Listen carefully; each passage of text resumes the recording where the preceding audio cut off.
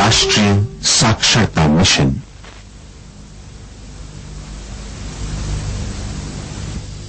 नमस्कार छात्रों, मैं आरिफ पाशा, श्री एलसीदप्पा स्मारक माध्यमिक पाठशाला मुतुकुदुरु। शिक्षा की राह पर हमारे कदम, शिक्षा की राह पर हमारे कदम चैनल पर आप सबका मैं स्वागत करता हूं। आज मैं यहां 10वीं कक्षा से संबंधित एक पाठ आपके सामने प्रस्तुत करने जा रहा हूं। तो उससे पहले मैं एक आपको वीडियो क्लिप दिखाना चाहता हूं। उस वीडियो क्लिप को देखिएगा, फिर मुझे बताना है कि इसमें आप लोगों ने क्या देखा। ಅಂದ್ರೆ ನಾನಿವಾಗ ನಿಮಗೆ ಒಂದು ವಿಡಿಯೋವನ್ನು ತೋರಿಸ್ತೇನೆ, ಅದನ್ನು ನೋಡಿ ಅದರಲ್ಲಿ ಏನು ನೋಡಿದ್ರಿ ಅಂತಕ್ಕಂತಹದ್ದನ್ನು ನೀವು ನನಗೆ ಹೇಳಬೇಕು. ಹೇಳ್ತೀರಲ್ವಾ?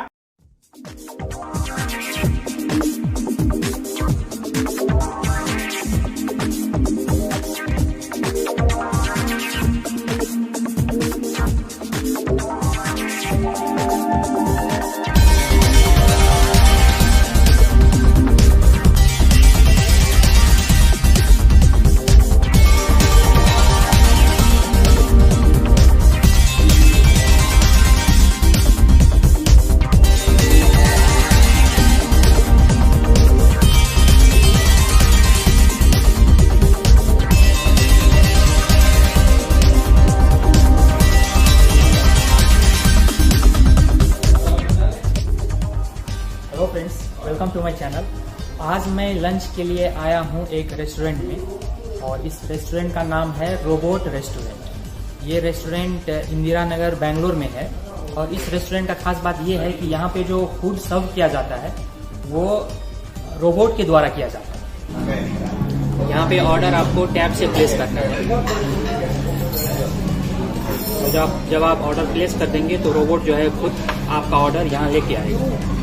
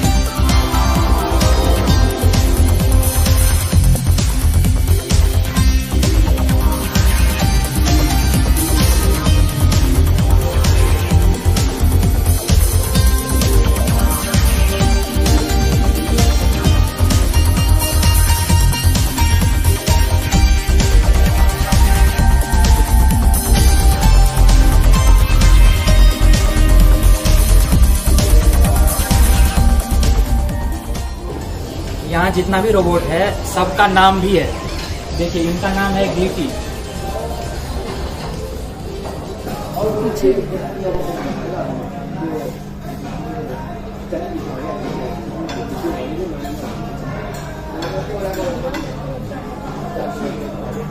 अब ये देखिए, अगर आप सामने हैं तो ये रुक जाएंगे और इनका नाम है Laila. Excuse me, you're in my way. Would you please make a room for me? Thank you.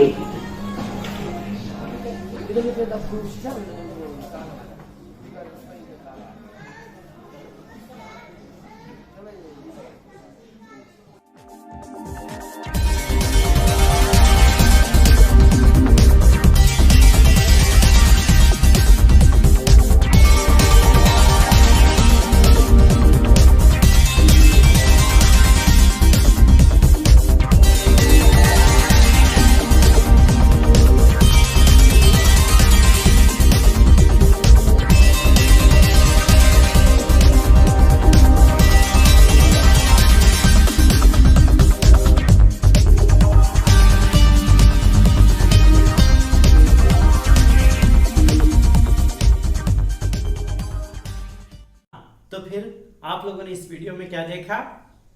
हाँ, ये ना नोडिद्री? हाँ, ये एक बेंगलुरु का एक रेस्तरां है। उस रेस्तरां में, रेस्तरां का अर्थ है रेस्टोरेंट, है ना। रेस्तरां में आप लोगों ने देखा कि रोबोट कैसे वहां पे लोगों को सर्व कर रहा है ना।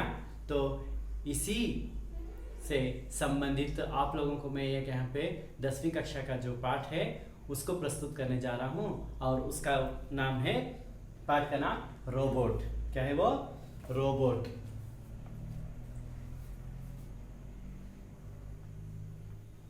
क्या है पाठ का नाम? पाठದ ಹೆಸರೇನು? रोबोट।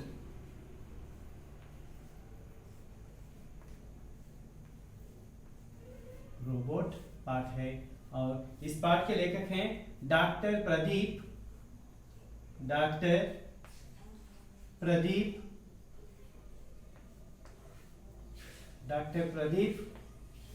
मुखोपाध्याय।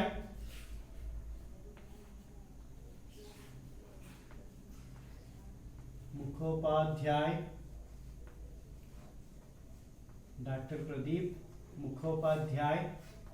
आलोक।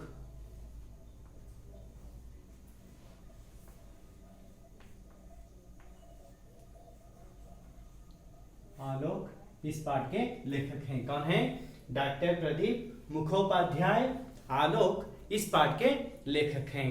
तो फिर इस पाठ से हमें प्रमुख सीख यहाँ पे ये मिलती है कि हमें किसी की असहायता का फायदा नहीं उठाना चाहिए। ಯಾವುದೇ ಒಬ್ಬ ವ್ಯಕ್ತಿ ಅಸಹಾಯಕರಿದ್ದಾರೆ ಅಂತಂದ್ರೆ ಅವರ ಒಂದು ಉಪಯೋಗವನ್ನು ನಾವು ಪಡೆದುಕೋಬಾರದು। ये है। और मशीन जो है वो कभी भी एक इंसान का, एक मनुष्य का काम नहीं कर सकती। ಅಂದ್ರೆ ಯಾವುದೇ ಒಂದು ಯಂತ್ರ ಮನುಷ್ಯನ ಒಂದು ಸ್ಥಾನವನ್ನು ತಗೊಳ್ಳಿಕ್ಕೆ ಸಾಧ್ಯ ಇಲ್ಲ ಅಂತಕ್ಕಂತಹದ್ದು ನಾವು ಈ ಪಾಠದಲ್ಲಿ ನೋಡ್ತೇವೆ। अब फिर इस पाठ में आने वाले जो कुछ भी नए शब्द हैं उनको मैं आप लोगों को यहाँ पे बताऊंगा। क्या है? नए शब्द। शब्दों का अर्थ हम यहाँ पे देखेंगे। शब्दार्थ में नए शब्द।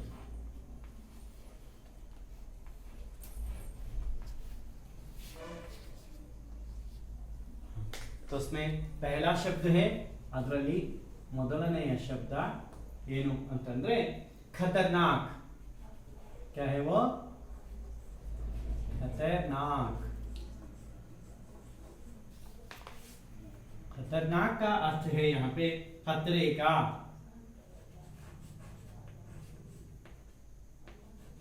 खतरे का खतरा ಅಂತಂದ್ರೇನು? हाँ, भयजनक।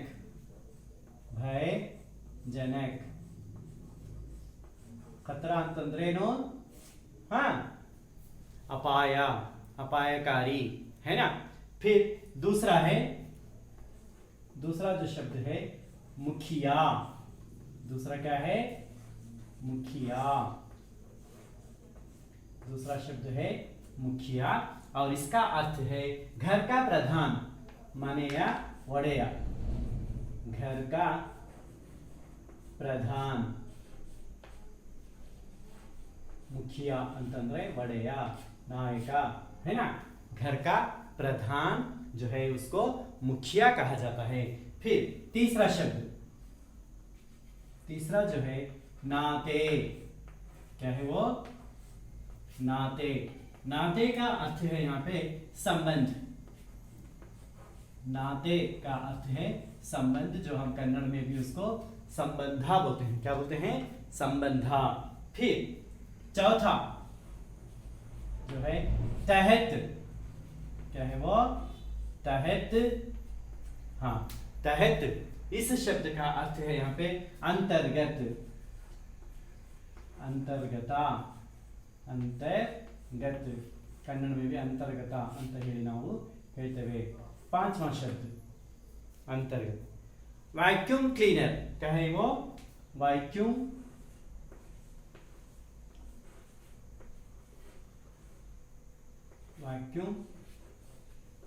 क्लीनर।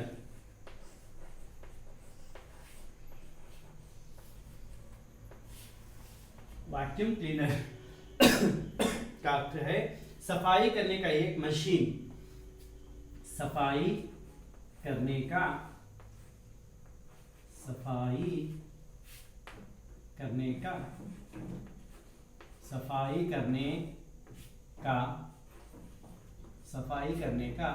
एक मशीन ಸ್ವಚ್ಛ ಮಾಡ್ತಕ್ಕಂತಹ ಒಂದು ಏನು यंत्र। मशीन का अर्थ क्या है? यंत्र। फिर छठा शब्द है, आरनेय शब्द ಏನು ಅಂತಂದ್ರೆ समावेश। क्या है वो? समावेश। समावेश शब्द का अर्थ है यहाँ पे शामिल करना। शामिल, समावेश कन्नडदಲ್ಲೂ ಕೂಡ शामिल करना, शामिल करना। फिर सातवां शब्द है, ಏಳನೆಯ ಶಬ್ದ ಏನು ಅಂತಂದ್ರೆ ऐतराज।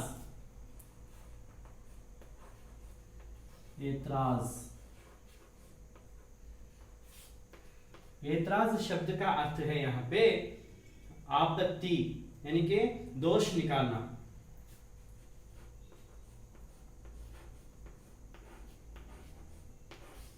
आपत्ति या दोष निकालना, दोषवನ್ನ ತೆಗಿತಕ್ಕಂಥದ್ದು, दोषವನ್ನು ಹುಡುಕ್ತಕ್ಕಂಥದ್ದು, दोष निकालना।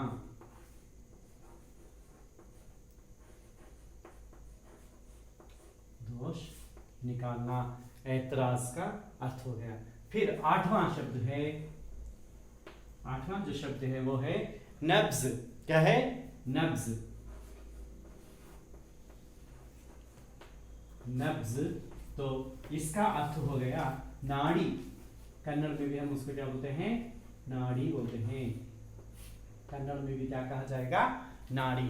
तो इस प्रकार यहाँ जो इस पाठ में आने वाले कुछ नए शब्द हैं उनका अर्थ बताया मैंने।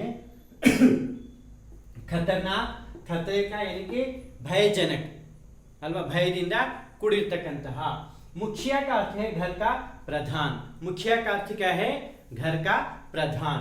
फिर नाते का अर्थ है संबंध। नाते ಅಂತಂದ್ರೆ ಏನು? ಸಂಬಂಧ। ತಹತ್ का अर्थ है अंतर्गत, ಅಂದ್ರೆ ಅಂತರ್ಗತವಾಗಿರ್ತಕ್ಕಂತಹ ಅಥವಾ ಅದರಲ್ಲಿ ಬರ್ತಕ್ಕಂತಹ ಅಂತ ಹೇಳಿ। वैक्यूम क्लीनर, वैक्यूम क्लीनर का अर्थ है सफाई करने का एक मशीन। सफाई ಅಂತಂದ್ರೆ ಸ್ವಚ್ಛ ಮಾಡ್ತಕ್ಕಂತಹ ಒಂದು मशीन ಅಂತಂದ್ರೆ यंत्र।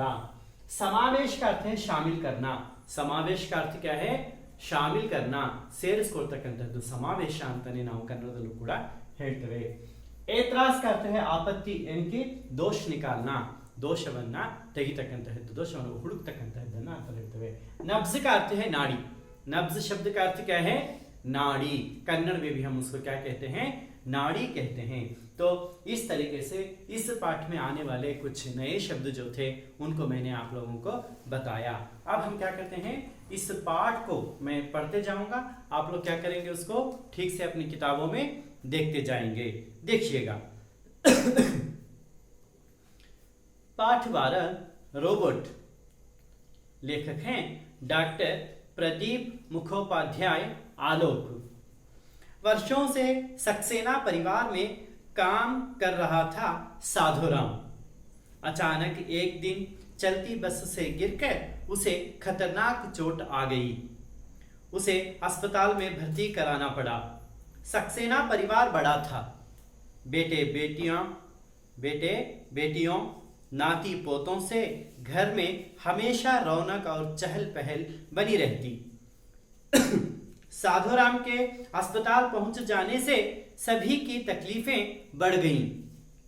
धीरज सक्सेना से परिवार वालों का यह दुख नहीं देखा गया। तभी परिवार के मुखिया के नाते उन्होंने कोई फैसला किया।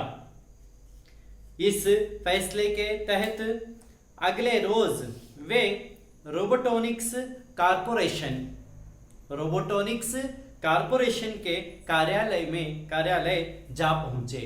तो इस तरीके से हम पाठ को पढ़ते हैं और आप भी इसको, है ना, मौन रूप में पढ़ते जाइएगा। हाँ, पढ़ लिया ना। तो फिर देखिएगा इस पाठ में, है ना, इस पाठ में जो है बताया गया है कि वर्षों से सक्सेना परिवार में काम कर रहा था साधुराम, है ना। कौन है वो? हाँ, वर्षों से सक्सेना परिवार में काम कर रहा था साधुराम। साधुराम नाम का एक नौकर, साधुराम नाम का एक नौकर वर्षों से किसके यहां काम कर रहा था? कौन से परिवार में? सक्सेना, सक्सेना परिवार में।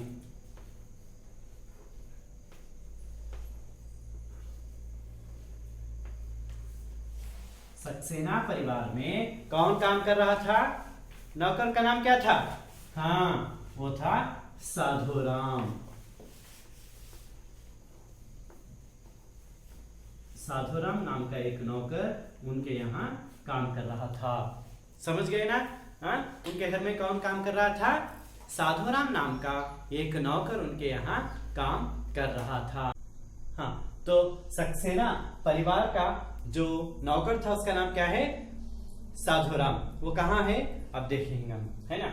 तो फिर देखिएगा, अचानक एक दिन चलती बस से गिरकर उसे खतरनाक चोट आ गई।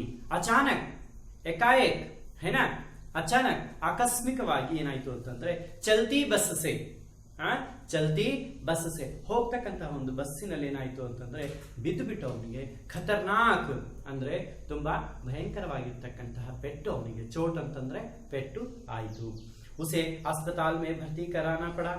ಅವ್ರಿಗೆ ಏನ್ ಮಾಡಿದ್ರು ಈಗ? ಹಾಸ್ಪಿಟಲ್ ನಲ್ಲಿ, अस्पताल में उसको भर्ती कराया गया। ಹಾಸ್ಪಿಟಲ್ ನಲ್ಲಿ ಅವರಿಗೆ ಏನ್ ಮಾಡಿದ್ರು ಈಗ? एडमिट ಮಾಡಿದ್ದಾರೆ, है ना। तो देखिएगा ये फोटो, ये पिक्चर जो देखिए, ये किसका है? ये साधुराम का पिक्चर है। जो साधुराम को कौन बात कर रहे हैं? सक्सेना साहब वहां पे साधुराम को बात करते हुए दिखाई देने वाला ये चित्र है।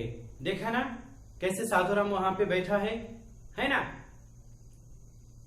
हाँ, तो फिर देखिएगा, उसे अस्पताल पहुंचाया गया। बेटे बेटियों नाती पोतों से घर में हमेशा रौनक और चहल पहल बनी रहती। यानी कि सक्सेना साहब का जो घर है, ये जो परिवार है, उनके घर का जो परिवार था वो बड़ा परिवार था। तो बेटे बेटियों ಅಂದ್ರೆ ಅವರ ಗಂಡು ಮಕ್ಕಳು, ಹೆಣ್ಣು ಮಕ್ಕಳು, ಮತ್ತೆ ನಾತಿ ಪೋತು ಅಂತಂದ್ರೆ ಮೊಮ್ಮಕ್ಕಳಿಂದನೂ ಕೂಡ ಕೂಡಿರ್ತಕ್ಕಂತಹ ಇವರ ಪರಿವಾರ ತುಂಬಾ ದೊಡ್ಡದಾಗಿರ್ತಕ್ಕಂತಹದ್ದು। ಮತ್ತೆ ಯಾವಾಗಲೂ ಕೂಡ ಚಹಲ್ ಪಹಲ್ ಅಂತಂದ್ರೆ ಅಲ್ಲಿ ಯಾವಾಗಲೂ ಕೂಡ ಏನಾಗ್ತಾ ಇತ್ತು? ಗಲಾಟೆಯಿಂದ ಕೂಡಿರ್ತಾ ಇತ್ತು। साधुराम के अस्पताल पहुंच जाने से सभी की तकलीफें बढ़ गई। साधुराम जब अस्पताल गया तो घर में जो काम करने वाले नहीं थे तो उनकी तकलीफें, तकलीफ का अर्थ है यहाँ पे ತೊಂದರೆಗಳು, है ना, वो ज्यादा हो गए। धीरज सक्सेना से परिवार वालों का यह दुख नहीं देखा गया। धीरज सक्सेना को क्या हो गया? ये जो परिवार के जो लोग तकलीफें जो उठा रहे थे वो देखा नहीं गया, ಅಂದ್ರೆ ಅವರು ಪಡ್ತಕ್ಕಂತಹ ಕಷ್ಟಗಳನ್ನು ಅವರಿಗೆ ನೋಡಲಿಕ್ಕೆ ಆಗಲಿಲ್ಲ।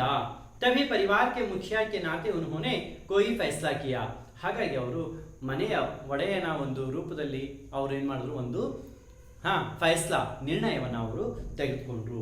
इस फैसले के तहत अगले रोज वे रोबोटोनिक्स कारपोरेशन के कार्यालय जा पहुंचे। कहां गए वो? रोबोटोनिक्स कारपोरेशन। कहां पे? रोबोटोनिक्स कारपोरेशन गए। रोबोटोनिक्स कारपोरेशन,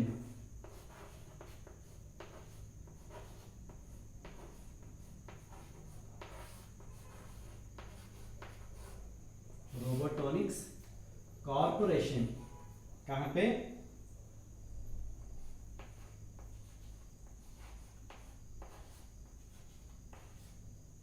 रोबोटोनिक्स ಕಾರ್ಪೊರೇಷನ್ ಗೆ ಕಾರ್ಯಾಲಯ वो गए।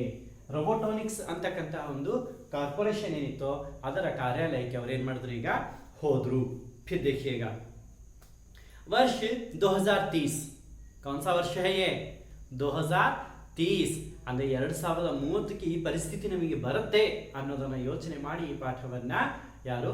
ಡಾಕ್ಟರ್ प्रदीप मुखोपाध्याय आलोक ಅಂತಕ್ಕಂಥವ್ರು ನಮಗೆ ಇದನ್ನ ಬರೆದಿದ್ದಾರೆ, है ना। हाँ, नवंबर का महीना था। वो महीना कौन सा था? नवंबर का महीना था। दफ्तर अभी खुला ही था। दफ्तर, ऑफिस दफ्तर का नाम क्या है, दफ्तर का अर्थ क्या है, ऑफिस। कचहरी जो थी वो खुली ही थी। एक रोबोट वैक्यूम क्लीनर से दफ्तर के फर्श को साफ कर रहा था। वहां पे जब ये रोबोटॉनिक्स कॉर्पोरेशन का जो कार्यालय था वहां पे गए, उस समय वहां पे एक रोबोट ಅಲ್ಲಿ ಒಂದು रोबोट ಏನ್ ಮಾಡ್ತಾ ಇತ್ತು, वैक्यूम क्लीनर का अर्थ मैंने बताया, सफाई करने का एक मशीन लेकर वो क्या कर रहा था, सफाई वहां पे फर्श की ನೆಲದ ಒಂದು ಸ್ವಚ್ಛತೆಯನ್ನ ನೆಲವನ್ನು ಸ್ವಚ್ಛ ಮಾಡ್ತಾ ಇತ್ತು। कंप्यूटर विद कृत्रिम बुद्धि यानी कि आर्टिफिशियल इंटेलिजेंस, उसका अर्थ क्या है यहाँ पे, कंप्यूटर विद कृत्रिम है ना बुद्धि, कृत्रिम बुद्धि का अर्थ है यहाँ पे आर्टिफिशियल इंटेलिजेंस का समावेश रोबोट में करने में सफल हो गए थे, यानी कि उसके अंदर इतनी क्षमता डाल चुके थे। कुछ रोबोटों में तो मानवीय संवेदना के गुण पैदा करने में भी कंप्यूटर विदों एवं रोबोटिकी वैज्ञानिकों को सफलता मिली थी। ಅಂದ್ರೆ ಈ ರೋಬೋಟ್ಗಳಲ್ಲಿ ಮನುಷ್ಯನ ಸಂವೇದನೆಗಳ ಗುಣಗಳನ್ನ ಅದರಲ್ಲೂ ಕೂಡ ಸೃಷ್ಟಿ ಮಾಡ್ತಕ್ಕಂತಹ ಒಂದು ಜ್ಞಾನ ಈ ಕಂಪ್ಯೂಟರ್ ವಿದ್ ಅಂತಕ್ಕಂಥ ಈ ಕಂಪ್ಯೂಟರ್ನಲ್ಲಿ ಪರಿಣಿತಿಯನ್ನು ಪಡೆದಿರ್ತಕ್ಕಂತಹ ಮತ್ತೇನಪ್ಪ ಅಂತೆ ರೋಬೋಟಿಕ್ಕಿ ವೈಜ್ಞಾನಿಕರು ಅಂದ್ರೆ ಈ ರೋಬೋಟ್ ಅನ್ನು ತಯಾರು ಮಾಡ್ತಕ್ಕಂತಹ ವಿಜ್ಞಾನಿಗಳಿಗೆ ಆ ಸಫಲತೆ ಅಂತಕ್ಕಂಥದ್ದಾಗಲಿ ಇಲ್ಲಿ ಸಿಕ್ಕಿತ್ತು। ऐसा यहाँ पे हमें प्रतीत होता है कि वो बहुत ही चालाकी से इस रोबोट को क्या करते थे, मानवीय संवेदना के गुण उसके अंदर डालने में ये सफल हो चुके थे। इस तरीके से वहां पे वो देख रहे हैं। अब देखिएगा, काउंटर पर बैठे एक रोबोट ने ही धीरज सक्सेना का स्वागत किया। धीरज सक्सेना का स्वागत कौन कर रहे हैं, एक रोबोट हाँ, एक रोबोट क्या करता है वहां पे, धीरज सक्सेना जी को क्या करता है, स्वागत करता है। जी श्रीमान, मैं आपके लिए क्या कर सकता हूं। ಶ್ರೀಮಾನ್ ಶ್ರೀತರೆ ನಾನು ನಿಮಗೋಸ್ಕರ ಯಾವ ಸಹಾಯವನ್ನು ಮಾಡಲಿ, इस तरीके से पूछता है। हाँ, जवाब में धीरज सक्सेना बोले, मुझे घरेलू कामकाज करने के लिए एक बुद्धिमान रोबोट की जरूरत है। मुझे घरेलू कामकाज के लिए, ಮನೆ ಅಂದ್ರೆ ಡೊಮೆಸ್ಟಿಕ್ ವರ್ಕ್ ಅಂತ ಹೇಳ್ತೀವಿ ನಾವು, घरेलू कामकाज के लिए ಮನೆಯ ಕೆಲಸಕ್ಕೋಸ್ಕರ ಒಂದು ಬುದ್ಧಿವಂತ ರೋಬೋಟ್ನ ಅವಶ್ಯಕತೆ ಇದೆ ಅಂತ ಹೇಳಿ ಅವರು ಹೇಳ್ತಾರೆ। हाँ, यह सुनकर काउंटर पर बैठा रोबोट बोला, ಅದನ್ನ ಕೇಳಿ ಅಂದ್ರೆ ಸಕ್ಸೇನಾ ಅವರು ಹೇಳಿರ್ತಕ್ಕಂಥದ್ದನ್ನ ಕೇಳಿ काउंटर पर बैठा, ಆ काउंटर ನಲ್ಲಿ ಕೂತಿತ್ತಲ್ಲ ರೋಬೋಟ್ ಅದು ಹೇಳುತ್ತೆ, हाँ लेकिन घरेलू कामकाज के लिए बुद्धिमान रोबोट क्यों, ಮನೆ ಕೆಲಸಕ್ಕೋಸ್ಕರ ಬುದ್ಧಿವಂತ ರೋಬೋಟ್ನ ಅವಶ್ಯಕತೆ ಏನಿದೆ। आप साधारण रोबोट से भी काम चला सकते हैं, ನೀವು ಒಂದು ಸಾಧಾರಣ ರೋಬೋಟ್ ನಿಂದನೂ ಕೂಡ ನಿಮ್ಮ ಕೆಲಸವನ್ನು ಮಾಡ್ಕೋಬಹುದಲ್ವಾ। इस तरीके से वो क्या कहता है कि आपको बुद्धिमान रोबोट की जरूरत क्यों है, घर के कामकाज के लिए तो बुद्धिमान रोबोट की आवश्यकता नहीं है ना, तो इसके लिए एक साधारण रोबोट भी आप ले जा सकते हैं। इस तरीके से काउंटर पर बैठा एक रोबोट वहां पे उनको उत्तर देता है। समझ गए ना। हाँ, तो फिर वो बताता है कि साधारण रोबोट से ही आप काम चला सकते हैं। ये देखिएगा, ये जो मैं चित्र आप लोगों को यहाँ पे दिखा रहा हूं, तो यहाँ क्या है, सक्सेना साहब जो हैं वो क्या कर रहे हैं, जो काउंटर पे बैठा हुआ रोबोट जो है वो उनसे पूछ रहा है। ये दृश्य मैं आप लोगों को यहाँ पे दिखा रहा हूं, दिख रहा है ना ಅಲ್ವಾ। ಅಂದ್ರೆ ಅವ್ರು ಏನ್ ಮಾತಾಡ್ತಾ ಇದ್ದಾರೆ ಅಂತಕ್ಕಂತಹದ್ದನ್ನ, ಅದು ಏನ್ ಕೇಳ್ತಾ ಇದೆ ಅಂತಕ್ಕಂತಹ ಒಂದು ದೃಶ್ಯ ನಿಮಗೆ ಇಲ್ಲಿ ಗೋಚರಿಸ್ತಾ ಇದೆ। देखा ना। हाँ, फिर देखिएगा आगे। दरअसल मुझे बुद्धिमान रोबोट चाहिए, ಆದ್ರೆ ನನಗೆ ಏನಪ್ಪಾ ಅಂತಂದ್ರೆ ಒಂದು ಬುದ್ಧಿವಂತವಾಗಿರ್ತಕ್ಕಂಥ ಒಂದು ರೋಬೋಟ್ ನನಗೆ ಬೇಕು। मेरे नाती पोतों का होमवर्क कराने के लिए एवं वर्ड प्रोसेसर पर मेरा काम संभालने के लिए भी।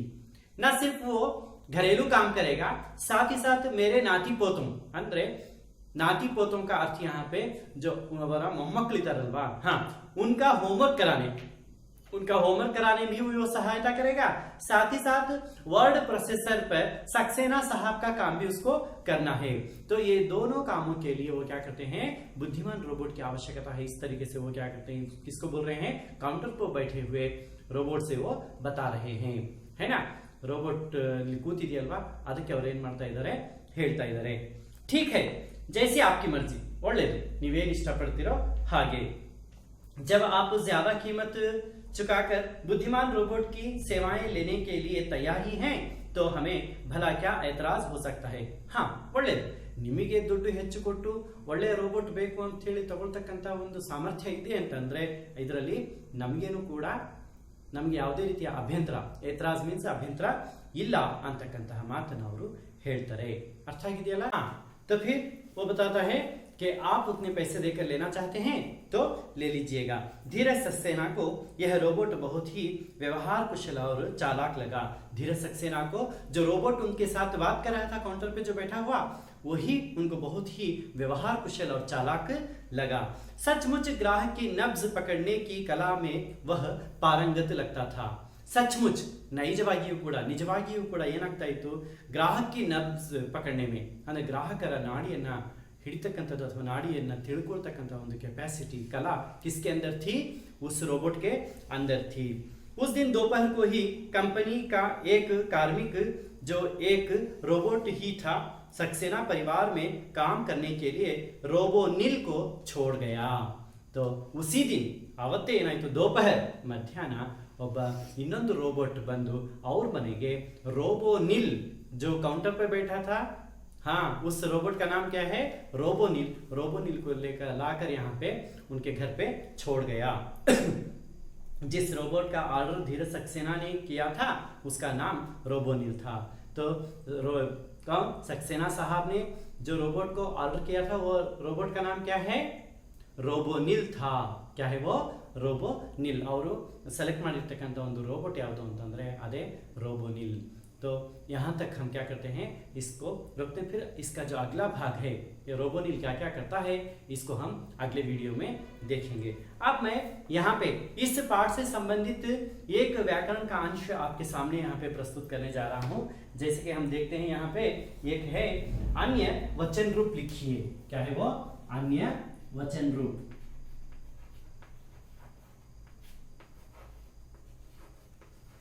अन्य वचन रूप लिखिए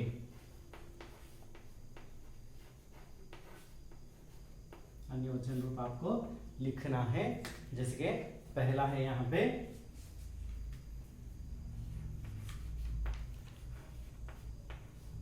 बेटा दूसरा जो शब्द है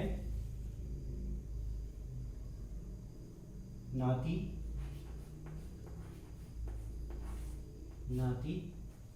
है ना तीसरा शब्द है यहाँ पे कुत्ता तीसरा क्या है कुत्ता चौथा जो शब्द है छुट्टी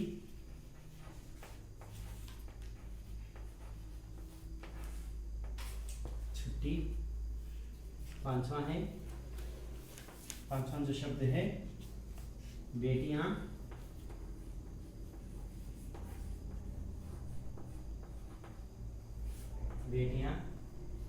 और छठा शब्द है पोता क्या है वो पोता हाँ जो शब्द यहाँ पे दिए गए हैं इन शब्दों को क्या करना है अन्य वचन का अर्थ तो समझते हैं आप एक वचन और बहुवचन अगर एक वचन में है तो बहुवचन रूप लिखेंगे बहुवचन में है तो उसको एक वचन रूप में लिखेंगे बेटा हाँ बेटा बेटे दूसरा क्या है नाती हाँ नाते तीसरा कुत्ता कुत्ते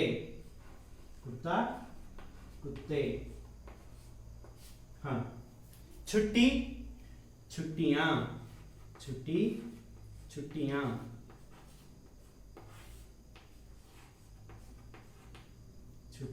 छुट्टियां बेटियां हाँ यहाँ बहुवचन रूप दिया गया है बेटी लिखेंगे बेटियां बेटी हाँ पोता पोते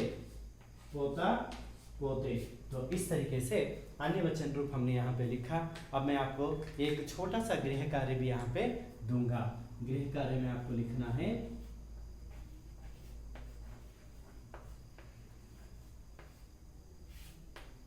गृह कार्य में आप लिखेंगे, जो प्रश्न मैं यहाँ पे दूंगा उसको लिखिएगा। साधु राम को क्या हुआ था? पहला प्रश्न क्या है? साधु राम को क्या हुआ था?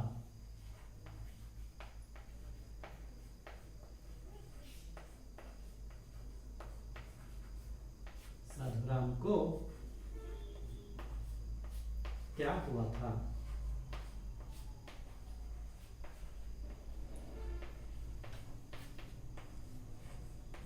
साधु राम को क्या हुआ था? इस प्रश्न का आप उत्तर लिखकर लाएंगे, है ना। क्या है वो प्रश्न? साधु राम को क्या हुआ था? साधु राम को क्या हुआ था, इस प्रश्न का उत्तर लिखेंगे। और हमारे मैं जो पाठ यहाँ पे किया हूँ आप समझ गए होंगे। और हमारे चैनल का नाम है शिक्षा की राह पर हमारे कदम। इसको सब्सक्राइब कीजिए, लाइक कीजिए, अपने दोस्तों में शेयर कीजिएगा। और अगले वीडियो तक के लिए धन्यवाद।